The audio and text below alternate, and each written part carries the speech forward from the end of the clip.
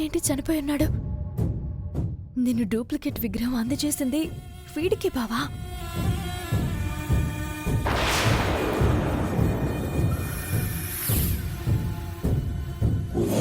తొందరగా మీ formalities complete చేయండి. Body decompose అయ్యే స్టేజ్కి వచ్చేస్తుంది. తొందరగా పోస్ట్ మార్టంకి పంపించాలి. ఏం జరిగిందండి? ఇతనెవరో తెలియదు. రాత్రి ఈ ఏరియాలోనే తిరిగాడంట. ఉదయం అందరూ చూసేసరికి చనిపోయి ఉన్నాడంట. అందుకే ఎవరో ఇన్ఫర్మేషన్ ఇస్తే పోలీసులు వచ్చారు.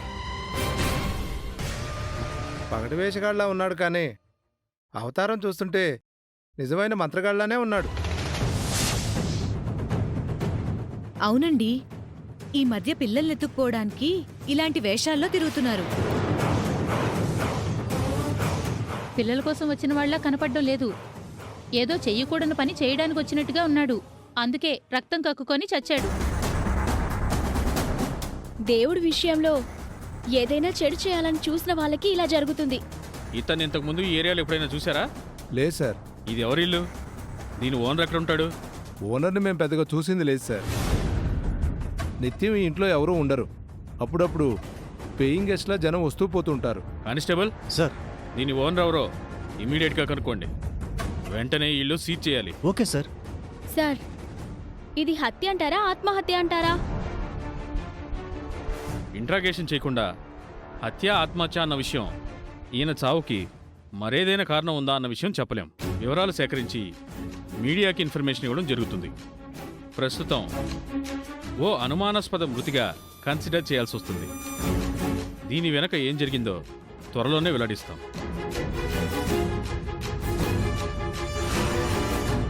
ఎస్ఐ గారు, ఇప్పుడిప్పుడే హత్యకు సంబంధించిన వివరాలు తెలియజేయడం కుదరదని తొందరలోనే ఈ మృతి వెనుక గల కారణాలను తెలియజేస్తామని అంటున్నారు. అప్పటి వరకు ఎదురు చూడక తప్పదు. కెమెరామ్యాన్ అనిల్తో జీటీవీ. బావా రావెళ్దాం.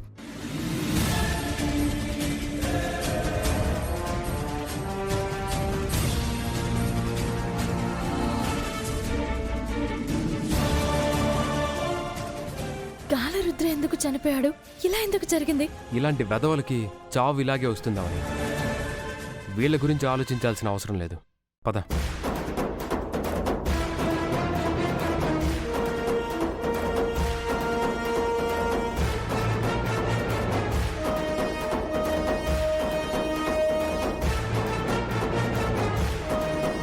అమ్మవారిని దొంగిలించాలనుకోవడం మహాపాపం.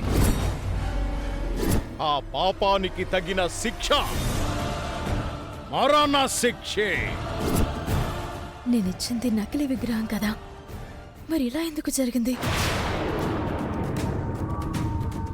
అవని, అలాంటి బ్యాడ్ క్యారెక్టర్స్ గురించి ఎక్కువగా ఆలోచించుకో. బావా, ఇంటికి వెళ్ళిపోదాం పదా. అదేంటి, రెస్టారెంట్కి వెళ్దామని చెప్పాను కదా. మనసంతా అదోలా ఉంది. ఇంటికి వెళ్ళిపోదాం పదా ప్లీజ్. సరే.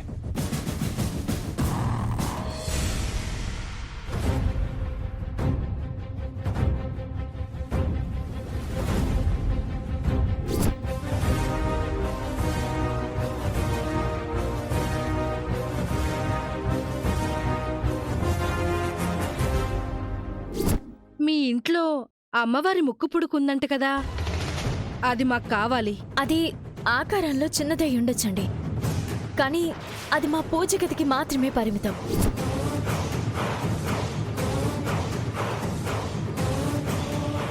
నీ బతుకిలా అయిపోతుందని మేము ఎప్పుడూ అనుకోలేదు. చేసేసింది. ఆ అవనే సర్వనాశనం చేసేసింది.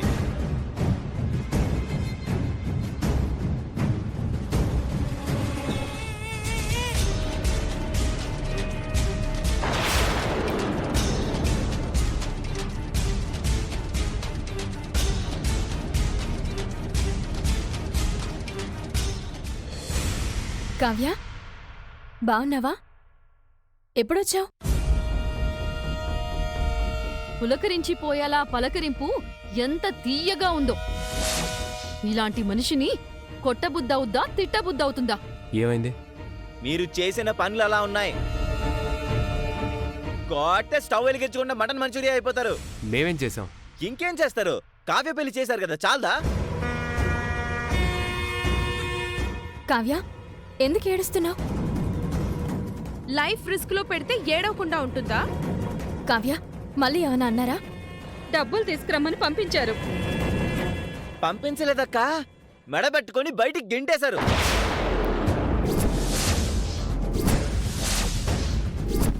పవన్ కావ్య మీద చెయ్యి కూడా చేసుకున్నాడంట.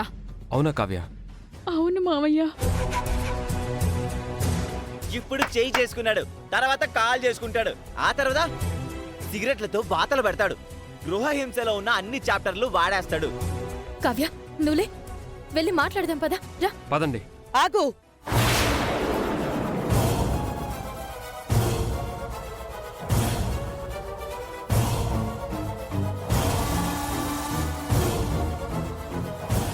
మీరు వాళ్ళని అన్ని రకాలుగా తృప్తి చేశారు. అయినా సరే మళ్ళీ వాళ్ళకి ఇలాంటి బుద్ధి ఎందుకు పుట్టిందో అడిగి వస్తాను. వాళ్ళ బుద్ధి సంగతి సరే, నీ బుద్ధి సంగతి ఏమైంది? ఏమైందత్తయ్యా? కావ్య వాళ్ళ అత్తమామలతో గతంలో ఏం చెప్పావు? కావ్యాన్ని కష్టపెట్టకుండా చూసుకోండి అని చెప్పాను. ముక్కు పుడక విషయంలో ఏం చెప్పావు? ముక్కు పొడక గొప్పతనం గురించి చెప్పాను. ముక్కు పుడక అడగండి అని కావ్య వాళ్ళ అత్తమామలతో చెప్పావా లేదా?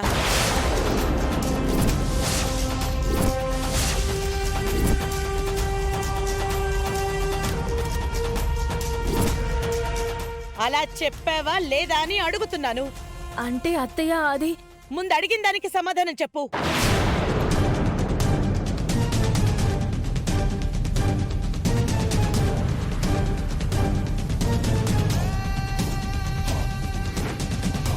చెప్పనత్తయ్య.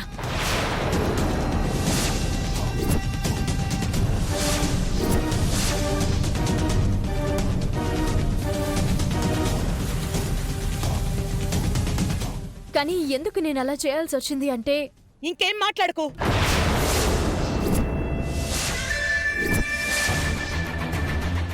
ముక్కు పుడక విషయంలో నువ్వు 100 కారణాలు చెప్పినా అలా చెప్పడం తప్పే. ఇంటి పద్ధతులు తెలుసు, ఇంటి ఆచారాలు సంప్రదాయాలు తెలుసు, అలాంటిది ఆ మాట ఎలా చెప్పగలిగావు? మీరు అవనిని గుడ్డిగా నమ్ముతున్నందుకు గోతులు ఎలా తవ్వుతుందో చూడండి. ముక్కు పడక వాళ్ల చేతికి వెళ్ళిన తర్వాత వాళ్ల దగ్గర నుంచి లాక్కుందామనుకున్నావా అవని? నా అవనికి అంత దురాశ లేదన్నయ్య. మరి అలా ఎందుకు చెప్పాలి? అవని ఏం చేసినా దానికి ఒక కారణం ఉంటుంది. అలాంటి కారణాలే మేం చెప్తే ఈ ఇంట్లో వాళ్ళు ఊరుకుంటారా? మీతో సహా. అవని ఏం చేసినా కుటుంబం కోసమో జీవితాల కోసమో చేస్తుంది. ఎవడికి తెలుసురా? నాకు తెలుసు, ఆ అమ్మవారికి తెలుసు. నీ అవని ఏదో ఒక రోజు ఆ అమ్మవారికి కూడా ఎసరు పెట్టేలా ఉంది.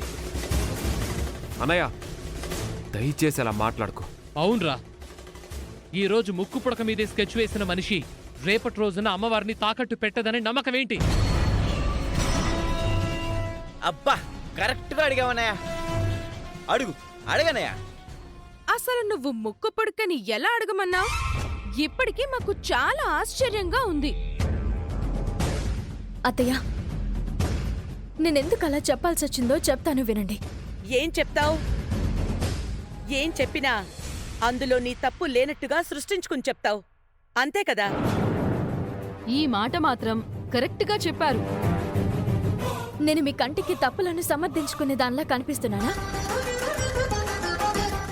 మంచిదానిలా నిరూపించుకోవడానికి తాపత్రయపడేదానిలా కనిపిస్తున్నానా? ఒక్కోసారి నీ పనులు అలాగే ఉంటాయమ్మా.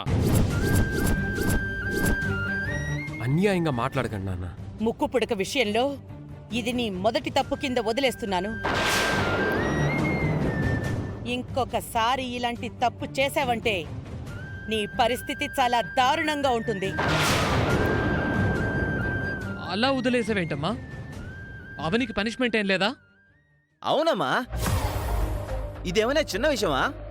మా ఆవిడ చెప్పకపోయింటే నీకసలు తెలిసుండేదే కాదు కదా. ఏదో ఒక శిక్ష వేయండి. బుద్ధి భయం అప్పుడే వస్తాయి కదా. లేదంటే నిహారిక చెప్పిన దానికి అసలు ఫలితం లేకుండా పోతుంది. మేమయ్యుంటే ఈ పాటికి బుగ్గల బూరెల్లా వాచిపోయేట్టు కొట్టేవారు కదా. అందరి దృష్టిలో మీరు చెడ్డ కాకండి. అవ్వని విషయంలో ఏదో ఒక నిర్ణయం తీసుకోండి. నువ్వు ఆ సమయంలోనే చెప్పుంటే ఖచ్చితంగా నిర్ణయం తీసుకునుండేదాన్ని, శిక్ష వేసుండేదాన్ని. నువ్వు చాలా ఆలస్యం చేశావు. ఇక ముక్కు పుడక విషయంలో మాట్లాడకుండా ఉండడం బెటర్. ఇంకా కెలుక్కుంటే నా మెడకి చుట్టుకుంటుంది.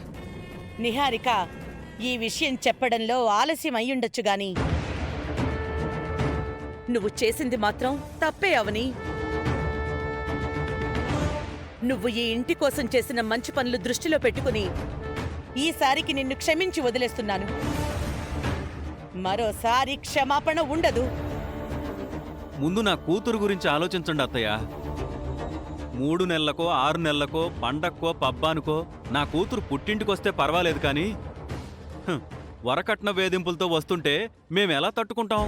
అవునమ్మా, కాపురానికి వెళ్ళిన కోడలు చక్కగా కాపురం చేసుకుంటూ సంతోషంగా ఉందని తెలిస్తే తల్లిదండ్రులుగా మేము ఆనందంగా ఉంటాం. కానీ ఇలా మాటి మాటికి మా గుండెల మీద కుంపటిలా కూర్చుంటే మా పరిస్థితి ఏంటి?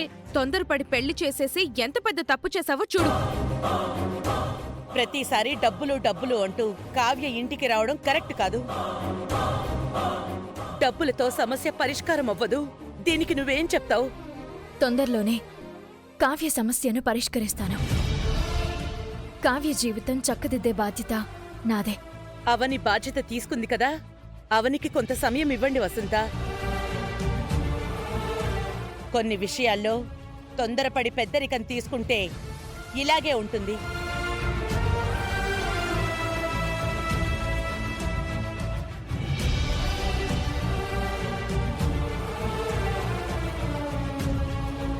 కావ్యని తొందరగా అత్తారింటికి పంపించావని.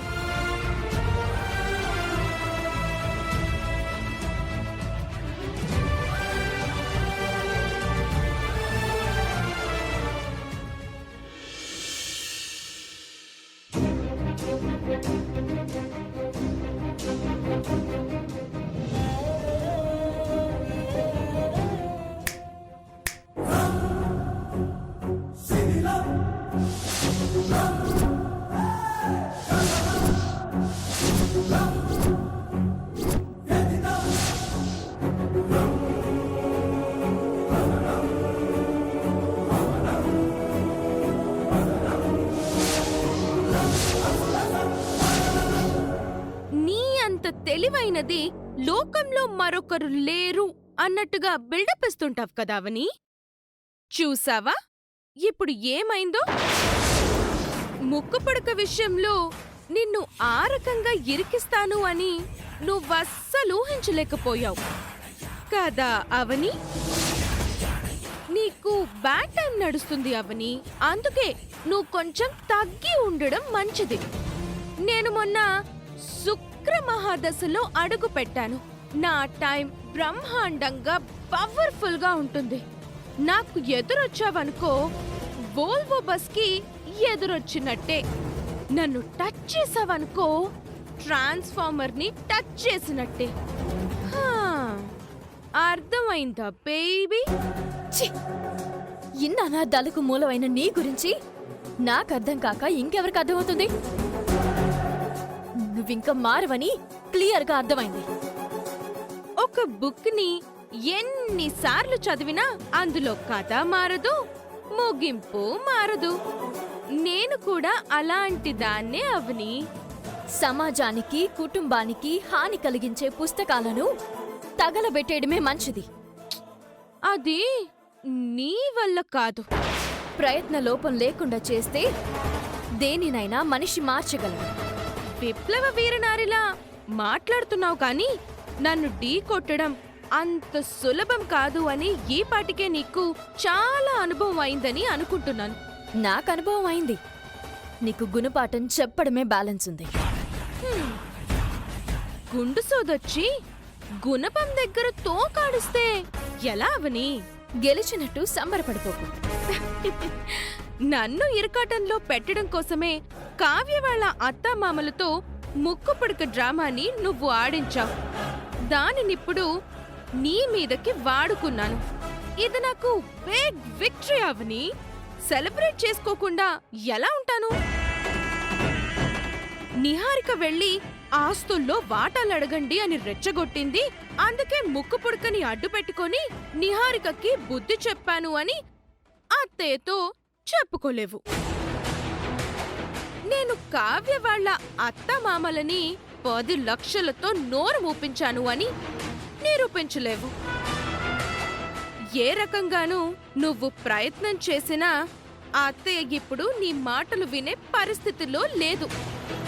ఇంకా నువ్వు నన్ను ఏమీ చెయ్యలేవు.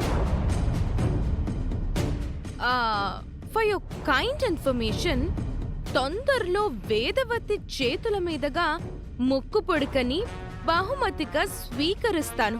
చూస్తూ ఉండు. That's impossible. I know that. ఆ ఇంపాసిబుల్ నే పాసిబుల్ గా చేసుకుంటాను. అదంత తేలిగ్గా నీ దగ్గరికి రాదే పిచ్చిదా. వచ్చేటట్టు చేసుకోకపోతే నా పేరుని మార్చుకుంటాను. అయితే తొందరలోని పిచ్చి పుల్లమ్మ అనే పేరు పెట్టుకోవడానికి సిద్ధంగా ఉంది. నువ్వోడిపోతే అదే పేరుని పెట్టుకోవడానికి రెడీగా ఉంది. సరే. ఇంకో విషయం, ఇప్పుడు కావ్య పుట్టింటికి రావడానికి కారణం నేనైతే కాదు.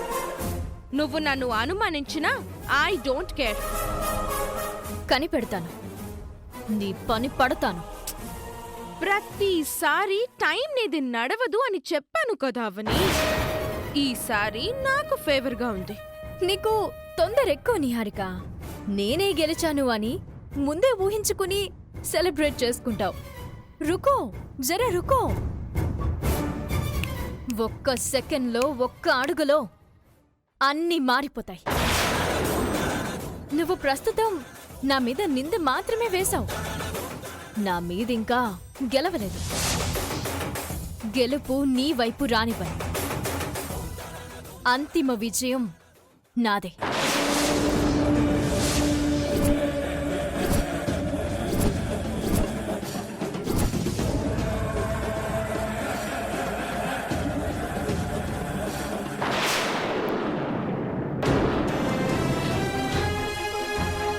పెళ్లి లాంటి పెద్ద పెద్ద విషయాల్ని పిల్లలు పెద్దలకు విడిచిపెడితే అటేడు తరాలు ఇటేడు తరాలు చూసి జరిపిస్తారు. తొందరపడితే పర్యవసానాలు ఇదిగో ఇలాగే ఉంటాయి. వాళ్ళు అడిగినంత డబ్బిచ్చే తాహతు మాకు లేదు. పెద్దవాళ్ళని అడిగితే డబ్బే సమస్యకు పరిష్కారం కాదని సిద్ధాంతాలు, నీతి సూత్రాలు చెప్తున్నారు. మరి నీ జీవితం బాగుపడేది ఎలాగో మాకేం అర్థం కావడం లేదు.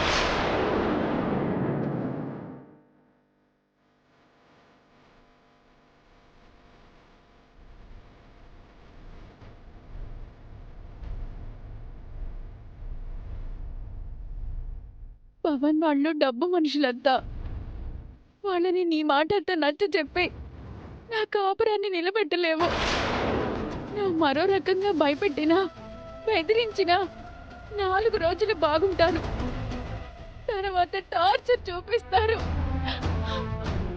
ఇంకే సంబంధం చేసినా వాళ్ళ కొడుకు జీవితం బాగుండేదని రోజు దెప్పి పడుపు మాటలు మాట్లాడుతున్నారు.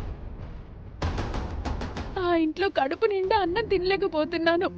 కంటి నిండా నిద్రపోలేకపోతున్నాను. నేను నా జీవితం గురించి ఏదో ఊహించుకుంటే ఇలా జరిగింది. ఇప్పుడు నా పరిస్థితి ఏంటత్తా? నీకు ఎలాంటి ఇబ్బంది రాకుండా నీ జీవితం ఆనందంగా మారేలా నేను చేస్తాను.